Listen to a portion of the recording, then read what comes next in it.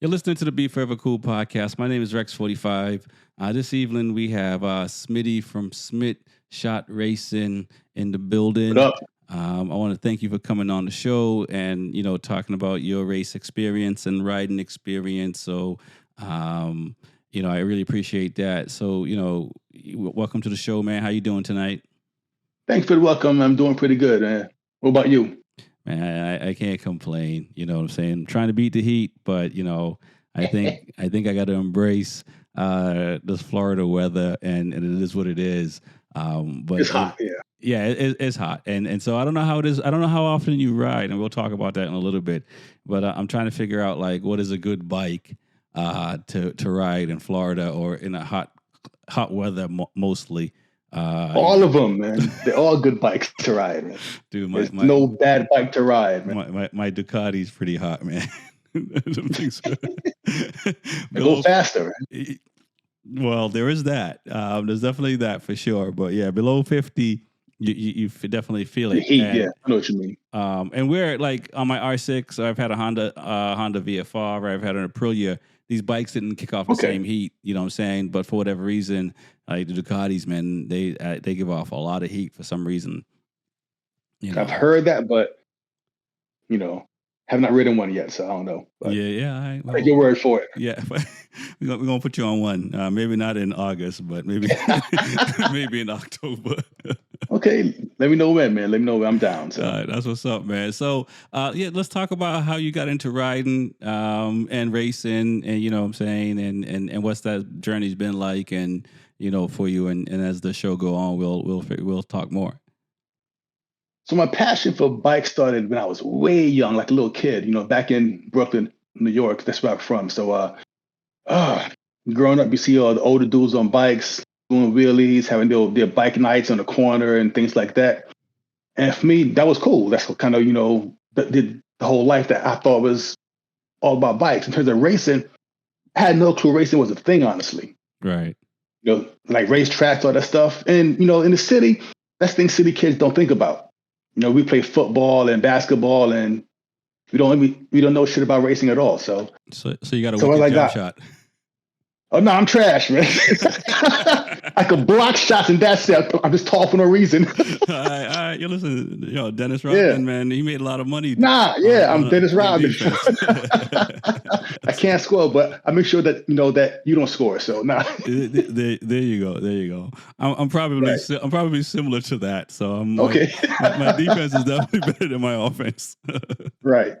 So okay, then that's what's up. So yeah. So continue. Sorry. Oh, no. So the bike thing. So my first bike was a Honda CBR F4i back in 01. Okay. But mind you, this is probably when I was 23 years old, because back when I was a kid at 19 years old, I had no money. So I finally got a job. I joined, the military. First thing I do, first year, I bought a bike.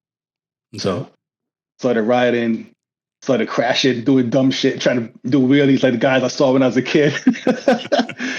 And didn't end well. So I totaled that bike twice. Well, I totaled that same bike twice. I got two new ones. Same exact bike, probably in the first 6 months. So pure just being reckless, Okay. And coworker, suburb guy, how about trying to do a track day? Track day, what's that? Right. Take your bike to the track and ride it. I'm like, what? Okay, cool. So I did that and did a race school, crashed, and this ain't for me, probably. I didn't have a similar example as far as crashing, but I definitely had a moment when it was like, is this really for me? Yeah. And I had to come to terms with that, because there's I don't know if it's everyone, but there's a moment where you question, am I making the right decision? You know what I mean? And I continued on, so I felt like I did. So okay. So yeah. Well, so me now, so I had doubt, but I said, you know what? I'm gonna try and do a track day or even race. So there's a school called the Ed Barger Race School. Okay. This is back in the early 2000s. I signed up for it. I did the race school in a little track called Talladega, a little small track beside the big NASCAR track, Talladega. Not the GP, a different one. Yeah, same one, but it's a little small one. Yeah. Yeah. That track is small. Yeah, I did the race school there. And lo and behold, I probably put in 3 laps and crashed during the race school. So school was done, whatever. I go home, bike smashed up again. But but still doing the school, you get like a cert. Right. It says, you passed the race portion Right. or not. Right. So mine said fail, right? Or it said like you didn't pass.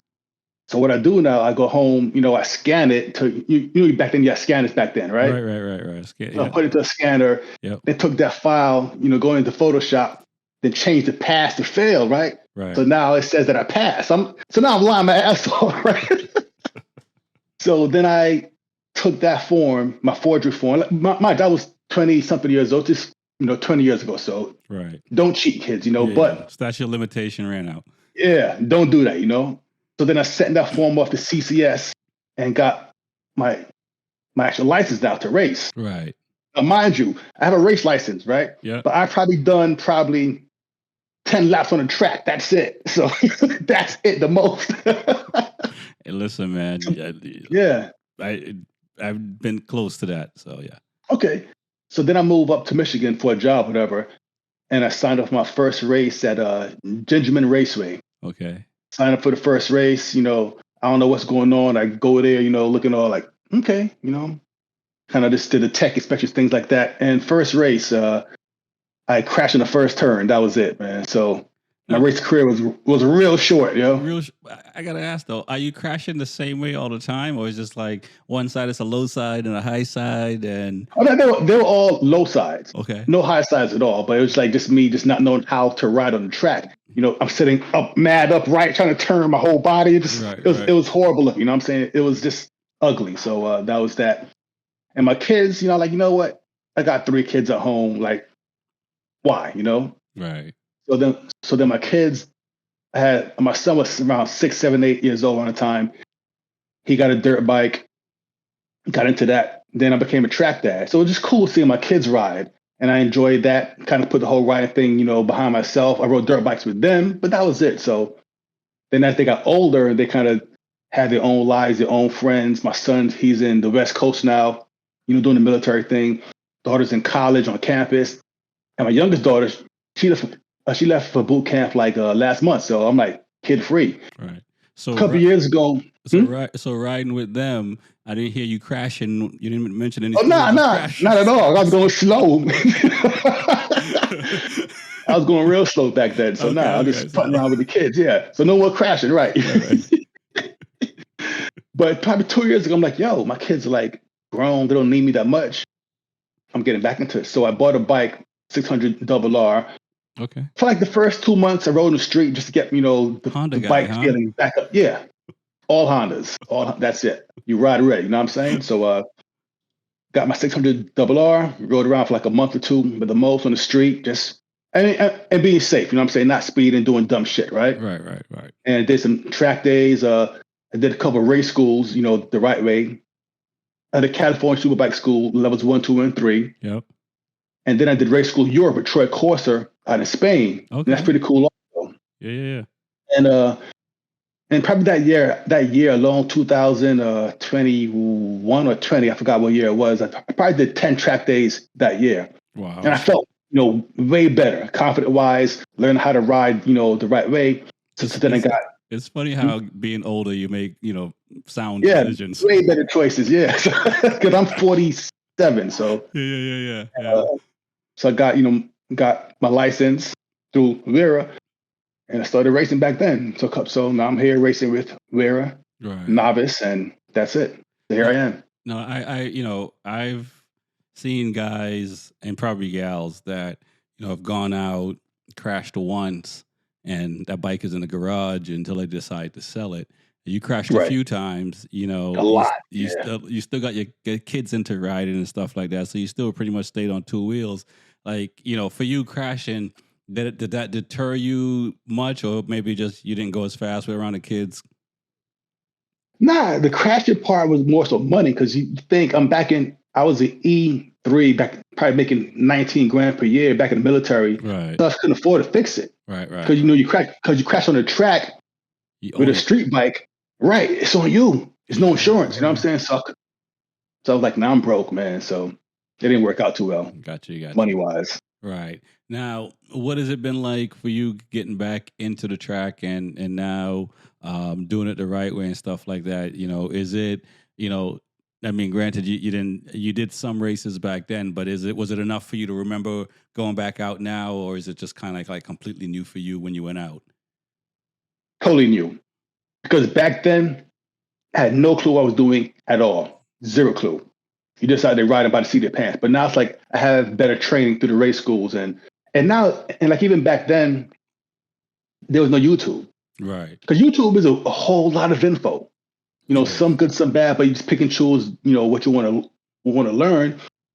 And you watch some videos of pro riders explaining how to trail break and just things I had no clue existed back then. Right. I mean, it has its own language in a sense.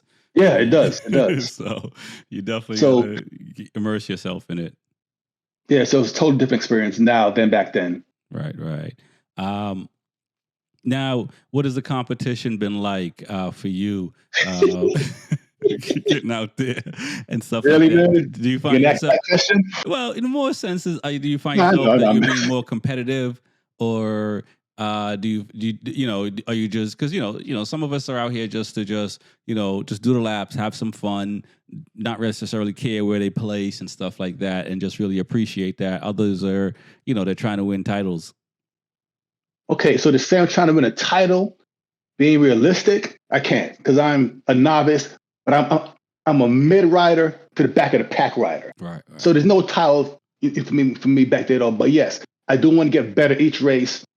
And I have goals when I race. Like each goal, I want to pass at least 3 people. And my theory, with racing, so let's say you have like 20 guys on the grid, right? Right. You're only racing probably 5 guys, to probably 3 behind you and 3 in front of you. Right. Those 10 guys ahead of you. After 5 laps, for you. Not 5 laps, 5 turns. They're gone, right? It'll be hard. So you have your own race back there. So right. I'm just trying to focus on the 2 or 3 guys ahead of me, past them. And if I do that, I feel okay. But yes, every year I do want to get better than last year. And I hate being in the back, honestly. Oh, listen, it's no fun. Trust me. It's not. I spent a few years at the back. Oh, okay. I spent a few. Yeah. You know what I mean? So yes. And you want to get better.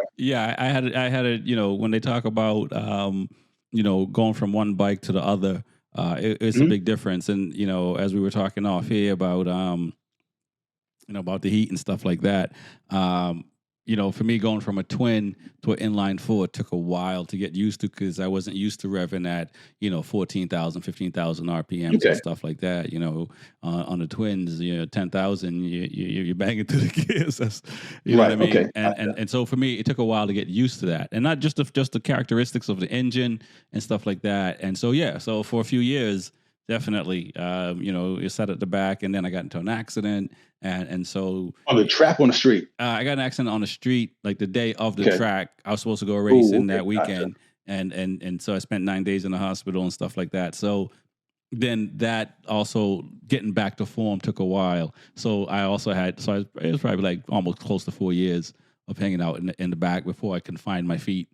And so this is like we're talking about 2016 to probably like 2019, where it was just like it was like, when you when you look at MotoGP and these top races, when you see the guys in the back and stuff like that, and one season they could be quick, and a few seasons they're quick and stuff like that, and all of a sudden they get slow.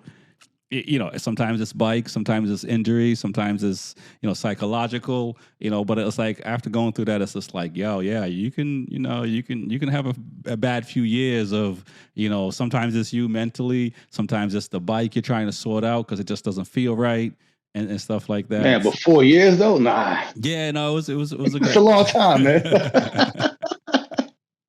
No, it was. I mean, my injury was pretty bad. I lacerated my spleen and I got a screw in my wrist. So and so it took a while for my hand to get right to where I can ride the right way and stuff like that. So but yeah, no, still listen, finishing last is I don't care first time or 4 years later, it's never fun. Yeah, it's not. So now, granted, I'm not last, like I'm next to last. Sometimes I could beat one guy every time, but the other 20 ahead of me, nah. I ain't right. got Yeah. nothing. Oh yeah. Yeah. But And for me, I had to change it up a little bit as well and go to other tracks and stuff like that. But yeah, no, it's it's definitely nice to to be in the middle or the front of the pack than to yeah, it is. than to be in the back. But you could be up front for a little bit, and life happens. And Mark Marquez, as we'll talk about MotoGP a little bit. He suffered for a few years, and True. And until so it's very difficult, especially for that long of a period of time. So yeah, I get where you're coming from, and I think once you overcome all these things, it puts you in a different sphere. You know what I'm saying? Because now because you remember what it's like losing or struggling, right? I won't say losing. You're struggling because losing. But you're That's out the there right trying word, to do something, though. You know what I'm saying? It's not like you're out there just trying to lose. It's just whether you don't feel it, the bike don't feel right.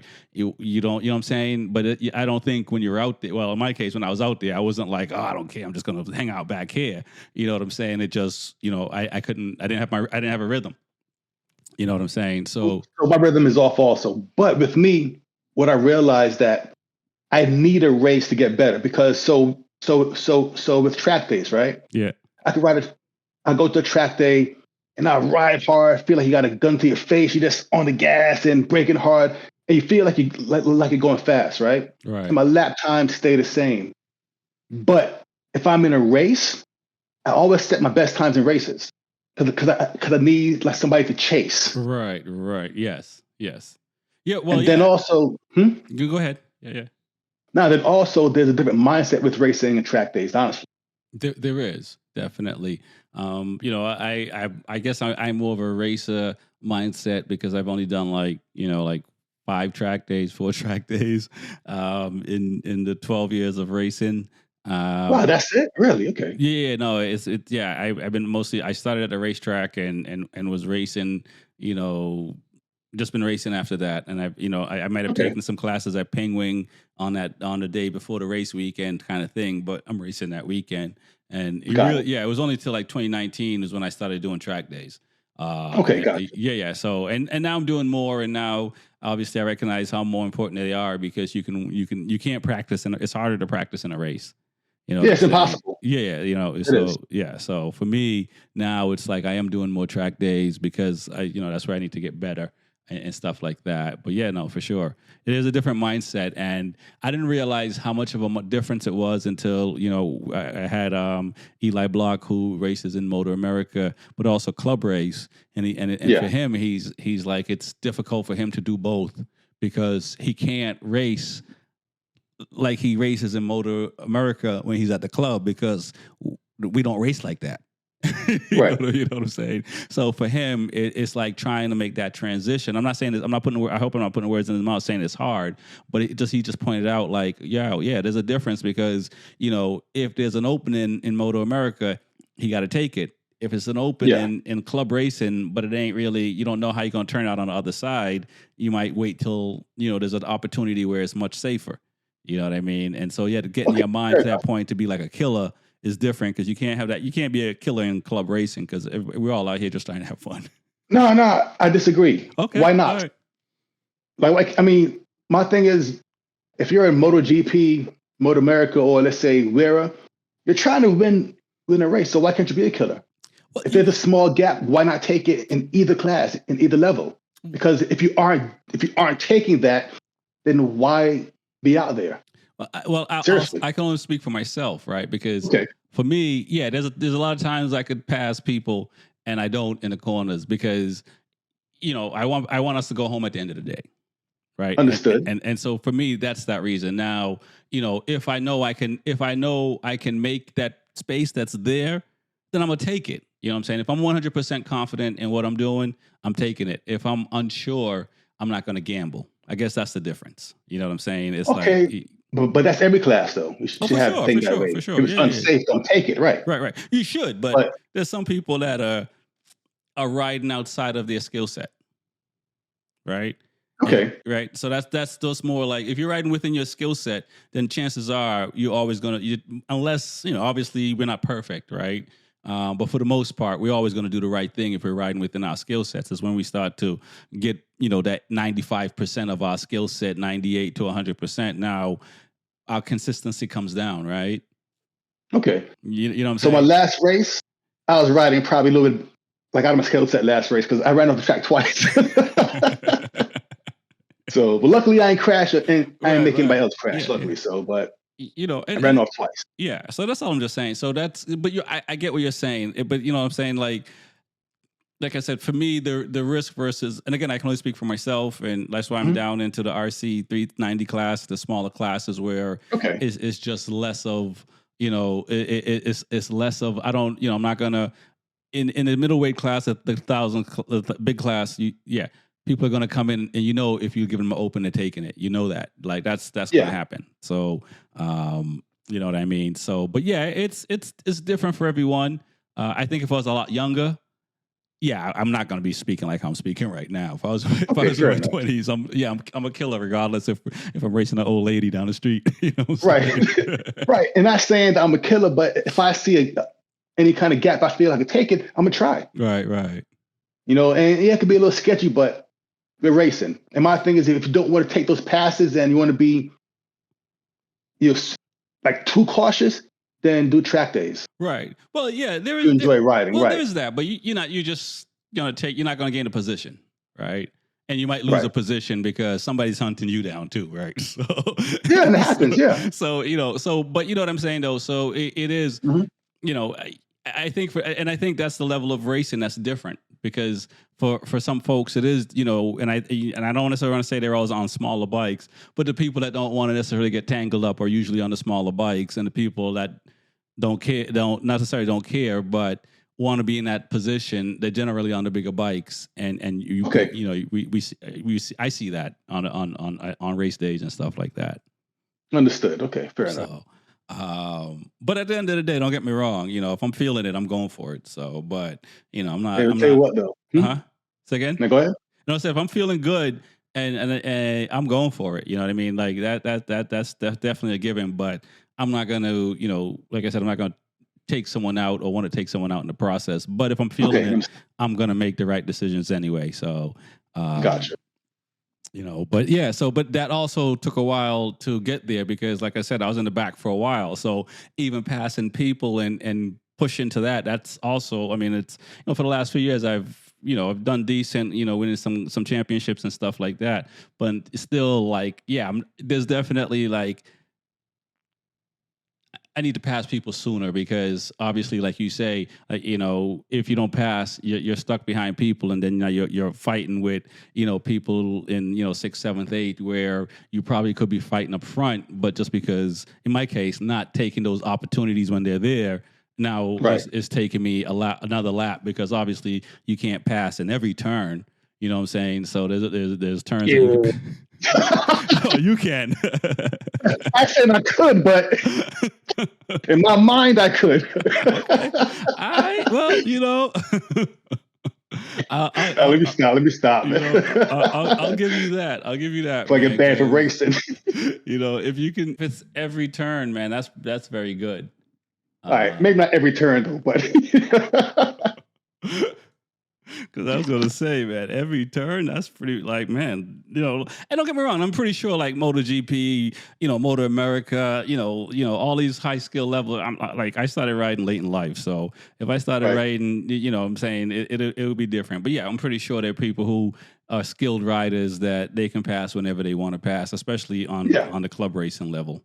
So tell you what, so based on that, last year, I ran a track day at Barber, right? Okay. And sometimes they have like pro racers there, just getting their bike, ready for the race, right, things like that, or testing, right? So you have track day riders on the track at the same time as pro racers, and there's a huge skill gap. Like in my mind, I'm freaking head down, freaking throttle full, freaking put a full stop, going fast as I can, and dude just blows by me like I'm standing like how is that even possible, right? but I see him pass people at spots I didn't think passing was possible. Oh yeah. Yeah, so I'm like, so with the right skill, it's possible, man. Every turn. Yeah. For sure. With the right skill, yeah, Right. for sure. My lighting is jacking up right now, but that's fine. We'll make it work. It's definitely up to the individual as far as and their skill set and stuff like that. But that's the beauty of it. When you go out to the racetrack, you're always trying to get better and get quicker and all that stuff. So all of us are in different spaces, and it's like seeing the fast guys and women is cool because you see what's capable. You know what I'm saying? And that kind of thing, and also just riding more because again the more you ride, the better you get and stuff like that. So and for me, like I said, I've gotten past that stage of being stuck in the back, but nonetheless, it does happen, and you don't regardless if it's physical or mental or the bike. It can happen again. No, for me, it's just like it's lack of experience. You know what I'm saying? That's all it is. So I need more seat time. That's it. Yeah, right. Exactly. That's the thing. It really is. You do have to be on if you really have to be on I don't want to say every day, but you probably have to be on every bike week, at least 4 to 5 days a week. For several hours a day, kind of thing. So that where your muscle memory. You don't have to worry about that. You just go and it works. Right. You know what I'm saying? So now for you, getting back into track riding and also racing, and where you are right now. Now, do you find that you're trying to, race around 10 rounds a year? What's that like as far as like, how often do you get to the track and do track days and that? Maybe between 8 and 10. So this year I'm doing 5 races, but 2 days each. And to me, that's 10 days. Right. So 10 races. So about that. Nice. And are you planning to leave the Honda at any time, like Marquez or? Nah, I've been Honda since I could think back. First bike was a Honda. All my kids had Honda CRF 50s. Wow. I had a CR 125 when they rode around. Okay. So now I have. Now, what made you go with Honda as a brand, and then decide not to get any other brand? Because don't you want to get a Ducati or a BMW or? Nah, not even, not even. So what? Okay, so why I'm freaking pro Honda? Yes. The bandwagon boys. Yeah. So back in 01, like I said, my first bike, and the Arion Honda. Remember them? Arion? Nicky Hayden. Yeah. Right. Okay. It was Nicky Hayden and Curtis Roberts was teammates back then. This is probably 01, 2000, around that time frame. Right. Because back then, I want to say Hayden raced the F4. Okay. And I kind of watched a couple racing back then. Okay, you know what? He won. I like Hondas. That was it. And it stuck. Huh. So because of Nicky Hayden, that's why. That's pretty impressive. Yeah. And wow. And so have you ridden any other bikes besides a Honda, even though you haven't owned one? No, not even.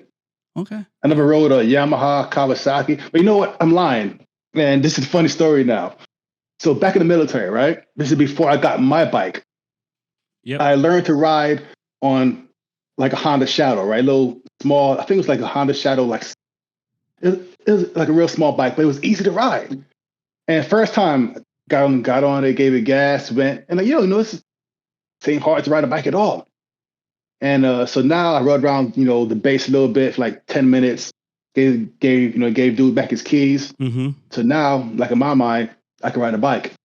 So now fast forward maybe 2 weeks later, my other homeboy got a brand new Kawasaki ZX-9R. Okay. I'm like, yeah, I can ride, right? I get on the bike, I give it the same amount of gas, like I gave the Honda Shadow, right? Which is probably half throttle. I dumped the clutch probably a little bit too quickly. That shit wheelie, and not a good wheelie, kind of like a nose up wheelie. I'm all wobbling. Yeah. Next thing you know, I fall. I'm under a truck. Total dude's brand new bike, man. Oh man. So yeah. Terrible, Oh man. man. I crashed a lot. Well, I mean, I crashed a lot too, but it was always my bike. No, it wasn't my bike at all. I was, Oh man. 20 years old. I don't know, dumb at 20. So It happens, man. It it does. happens. It does. And So but it's cool because you're still riding. Like I said, some people will get in a bad situation on a bike and they don't ride again, and swear it off. Now, when Marquez decided to leave Honda, I mean, were you? How did you take that? Were you burning his jersey? I mean, nah, not at all, because I like Mark and I felt bad he was losing, so I kind of wanted to see him get a better bike. Okay. So like, you know what? I hope it works out for him, and it has worked out for him. So Right. Well, yes. After the news of him getting the factory seat, you know. So, and I know we have talked off air and stuff like that. I'm not exactly excited that he got it. Yeah. I was hoping it went to Martin, right? I wanted him to stay with Bastian. I wanted them to stay with Bastianini. That's right. Okay, got it. But Martin was riding better than Bastianini. But just the fact that both of them been on the bike longer than Marquez. Granted, he just showed up and he's still not riding the bike like it should be ridden and doing what he's doing. And after talking to some people, I get it from a marketing standpoint. And Marquez is going to sell more Ducatis than Jorge Martin or Bastianini at this point. You know what I mean? So, I got to assume. So now, are you gonna be Team Ducati now, or is it a struggle? I'm so Honda red anyway, so I ain't gonna change, man. It's in my blood now. So. And funny thing, next year I do want to get like a bigger bike, so I'll probably get a 5.8 next year. So okay, yeah. I will say, I guess the Hondas have been struggling in general, but the Fire Blades. From what I can tell from World Superbike and BSB and stuff like that, those bikes they're going to be pretty close to competing up front. Probably within the next, I got to say, year or so, because Ika Lukuono and those guys, they're like top 8, top 10 riders right now. Right. Well, and BSB is still doing pretty good with Tommy Bridwell. And then over here, Hayden Gillum, he's leading the stock thing champion, stock 1,000 championship. So on that CBR. So right. So now you're gonna so would you get what is it, the double R RSP triple R, get it right. RSP? Yes, that's the plan for next year. So my plan, for me, is buy that bike, let's say late this year or early next year, 25, when it comes out. Mm-hmm. Track days only, no racing. Do a year track days, probably 10 track days on that bike, and then in 26. Race that bike. That's the plan. So okay, that's what's up. That's a good plan. I think we may have similar plans. I'm definitely looking to do a new race bike for next year. Well, I guess I might do track days on it, but I'm gonna just spend some time really getting comfortable with it. And then what kind of bike? Ducati V4? No, I wish. What kind of Gali? I wish. I'm RS 660. So okay. No. So no, I'm not. I don't know if I would even race a Ducati. One crash. Yeah, exactly. You see dollar signs going up. I've seen some Ducatis getting mangled on the track. Understood. So I'm just like, every time my R6 have crashed, like I could still ride it back and just change some, bar ends and a windshield, and I'm good to go. Probably the RS 660. And then hopefully to do some races on that bike, probably. Okay, gotcha. If not next year, the year after, but hopefully next year. We'll see what the rest of this year look like. If I've been feeling pretty good. I'm probably the fastest I've been since I've been racing and stuff like that. So we'll see. It's one thing to get the bike and stuff like that. It's another thing to be competitive. So it's just like I don't want to hang out at the back of the pack anymore. So correct. It's like, okay, all right. As long as I could be competitive with track times and stuff like that, and that's the goal. Is just trying to get it next year, visit some tracks that I do want to race at, maybe do track days at those tracks, and get my times down to where they're competitive before I go race that bike. Got it. So I kind of feel you. So I don't want to be the guy with a nice, shiny, new, fast bike. Still the back of the pack, because like, to be honest, like why spend 30 grand on a bike if you're in the back? It's like, come on, man. But Well, still, yeah, I I mean, want the bike. yeah, but being at the back is not up to the bike. So, I know it's me, but so it's like think back, to being kids. Like you're at the park, right? yeah, There comes some kid with the new Jordans on, the new basketball shorts, the jersey on, and dude can't play a lick of ball, man. It's like, right, come on, dog. yeah. That would be like on the bike, So No, listen, I feel you. No, I Mhm. feel you. It's like struggling like on a foot race, whatever sports, whatever. I wasn't at the back of the pack. This was like the only thing. So it's not like I know what it's like growing up. And I used to do street racing in cars and stuff like that. And Okay. I like. I can still remember the two people that's beating me in a car, right? Everybody else, it's so. What'd you have? What kind of car? A Volkswagen Golf GTI 16 valve that souped up and Okay. stuff like that. Then I built a A1 Golf. I put a not Golf Jetta. I put a 16 valve engine in an A1 84 A1 Jetta, like Okay, full gotcha. exhaust, straight pipes, nuts. So so like yeah, so struggling and racing in a motorcycle like that wasn't. I didn't struggle, in other things that I've done, like struggling in the motorcycle. So that's all new to me as well. Okay. But you're absolutely right. It's kind of like you don't want to. I don't care what kind of bike it is, but you don't want to be at. It's never fun hanging out at the back. Right. So hopefully when you get the SP, you'll be in the middle of the pack and. Hope so, man. That's the plan. So we'll see. Yeah, and and with some of these clubs where it's where your grid position is based on track time, it's it makes a big difference. It makes a difference when you're starting at the back versus the front as well. So Right. it's really just depends on where you're going. But yeah, if you're doing qualifying times, you can qualify well enough that you're in the middle of the pack, then it's a whole different race. So True. so yeah. And would that be a brand new bike you build from scratch? How much are you gonna build it the bike out? I mean, like all the way out, suspension, the whole nine, or But that bike comes pretty solid. So it comes with Olin's front and rear. So I mean, to be honest, the bike needs nothing at all except me to ride it. That's it. So gotcha. So just some adjustments, probably maybe a full exhaust and yeah, probably rear sets, clip-ons, body work. That's it. okay. So Yeah, it crossed my mind, man. Those big bikes. Don't get me wrong. We'll see. I mean, I might do track days, and but man, that's it's a lot of you got to be in pretty good shape to muscle them bikes around for 8 to 10 laps for a few rounds. right. So, but And then also, but I'm a heavy guy too, so I need like a bigger bike. So. yeah, Or I can see that. Or I'm just lying to myself, to get one. So, Well, I think at the end of the day, it really doesn't matter, right? Because right. when they in the classes, they teach you to ride at your own pace. So at the end of Correct. the day, it really, regardless if it's a RC or 1,000, as they say, you're in control of the throttle. So it really doesn't. It's what you're comfortable with, and your progression is up to you.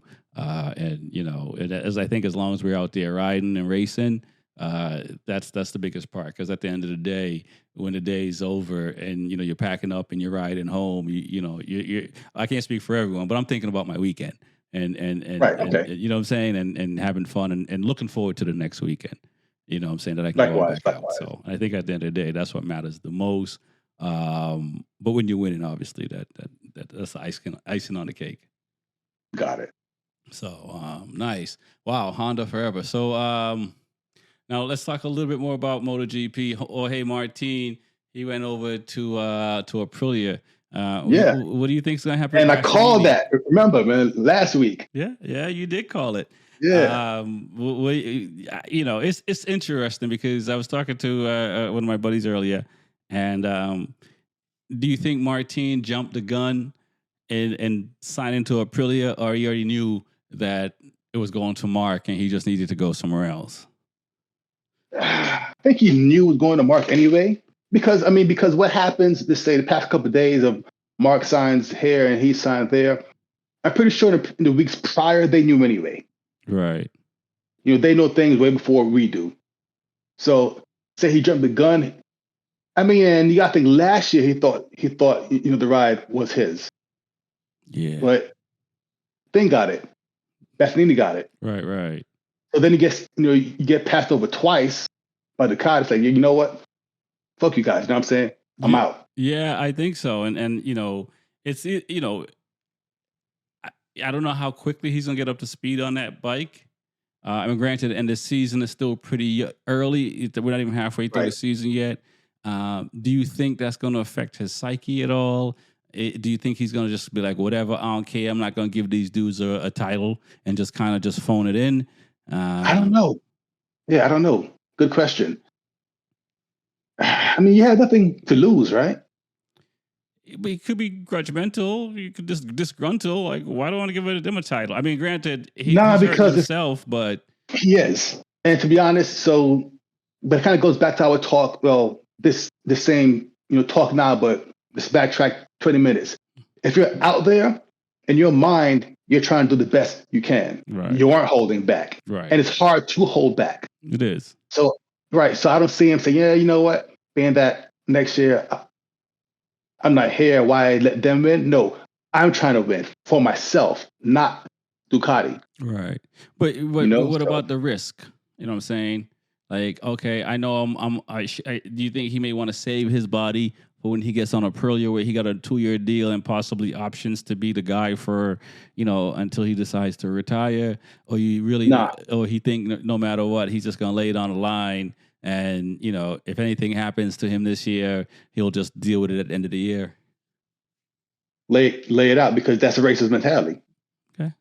And that's what he is. Right. Well, just to point out, Vinales, he tried to blow that engine up. True.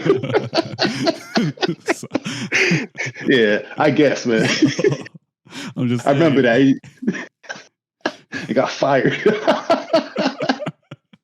Okay, fair enough. You're supposed to do it at this time? I thought you could rep the engine whenever. I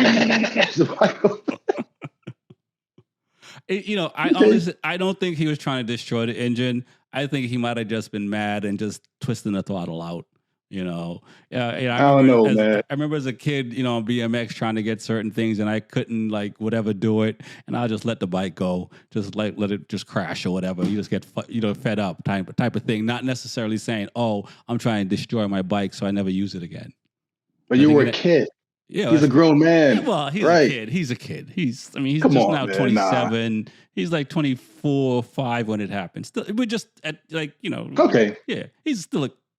I'll give him a pass. Yeah, he's not 30. He's you know what I'm saying? I think he was at the age where I think if he could take that back, I don't think he would do that the same thing again. Okay. I don't think that was his. I don't believe that he was trying, because we've yet to see somebody do that and blow an engine. True. Right. Okay. You know what I'm saying? So I just thought he might have just been just pissed and just grabbed a handful of throttle. And it's in neutral. It's not like he grabbed a handful of, well, I don't know if it's in neutral, but it wasn't, the bike didn't go anywhere. He right. Just, he just banged off the rev limiter, right?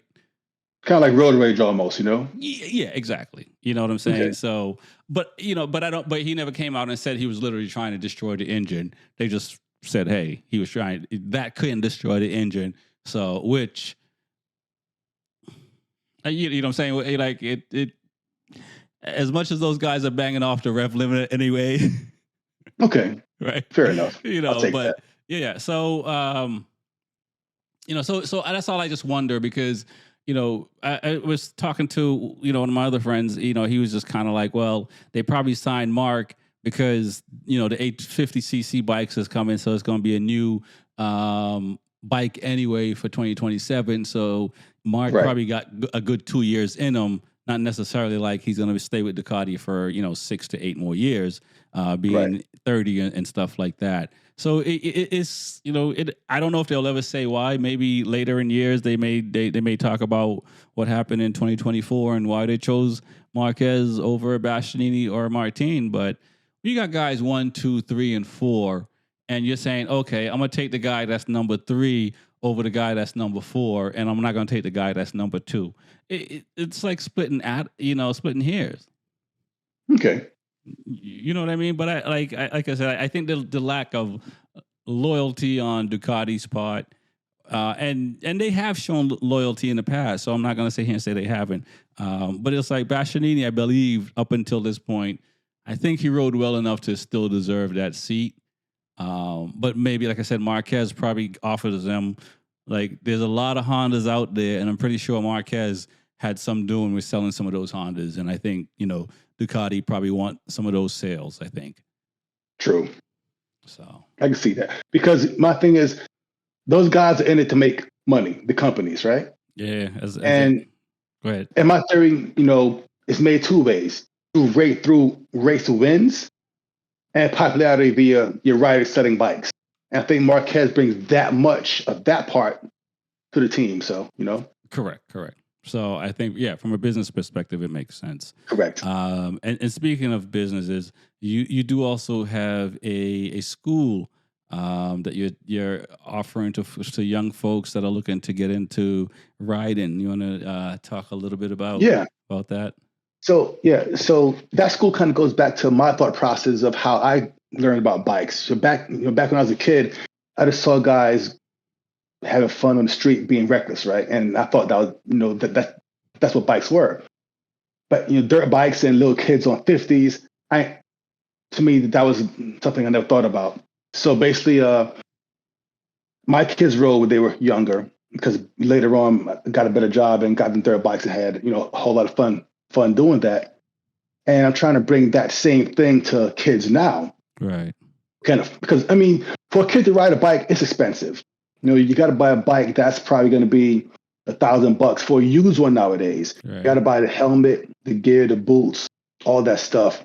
Right. And then let's say you have a car. Okay, then you need a truck to pull the bike. Right. So now you're talking about $5 to $10,000 to invest in a 6-year-old kid, and he may not even like it next year.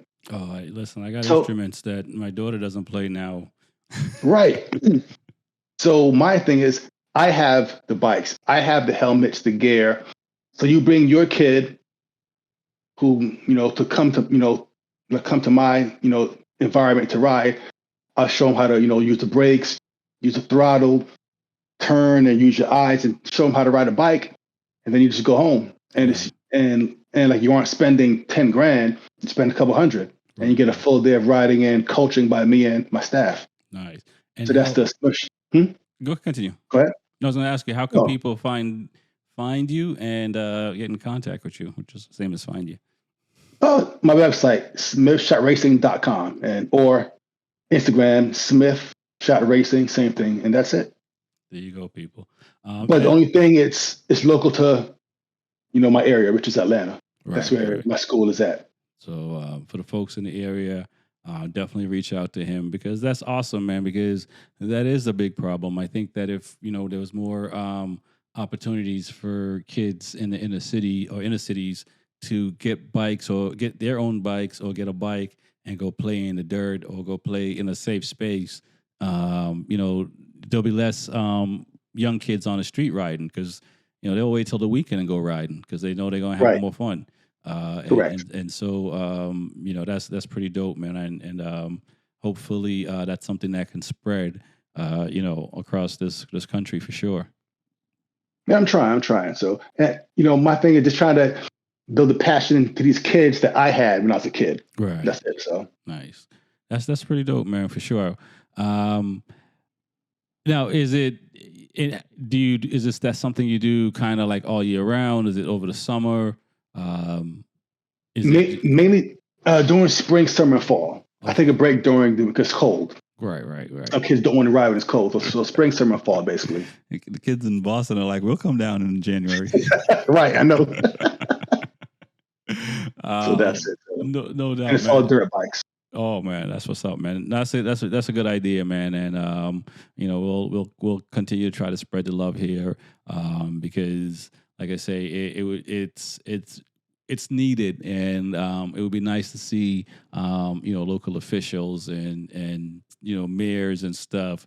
They talk about wanting to get kids off the streets and the dirt bikes, and the residents are complaining about that.